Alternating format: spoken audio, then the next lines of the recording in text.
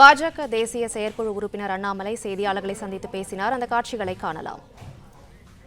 நான் கடிதம் எழுதியிருக்கேன்னு சொன்னா ஓகே, காலையிலிருந்து கடிதம் எழுதியிருக்காங்க, இதை இப்படி சொல்லியிருக்காங்க அப்படி சொல்லியிருக்காங்க. அண்ணா, நான் சிவனேன் என் வேலையை பார்த்துட்டு இருக்கேன்.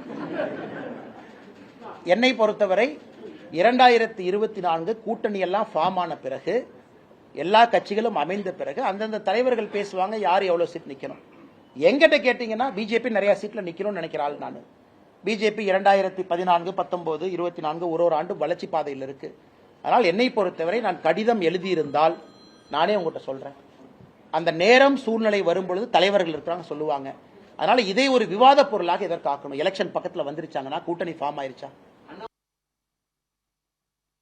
தமிழகத்தில் 2026 கூட்டணி ஆட்சி தான் அப்படின்னு சொல்லி பாஜக தலைவர்கள் சொல்றாங்க. ஆனா அதிமுக பொறுத்தவரைக்கும் கூட்டணி ஆட்சிக்கு வாய்ப்பே கிடையாது. அதிமுக தலைமையில் நான் ஏதாச்சும் பேசினா தேவையெல்லாம் பஞ்சாயத்து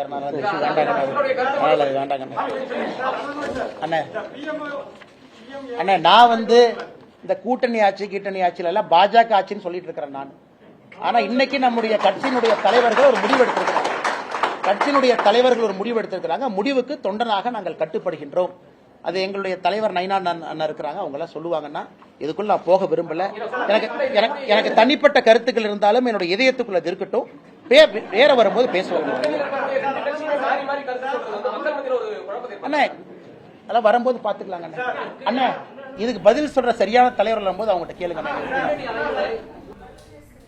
பிளே ஸ்டோர் மற்றும் ஆப் ஸ்டோரில் இருந்து பாலிமர் செயலியை QR கோடு மூலம் பதிவிறக்கம் செய்யுங்கள். செய்திகளை உடனுக்குடன் பெறுங்கள்.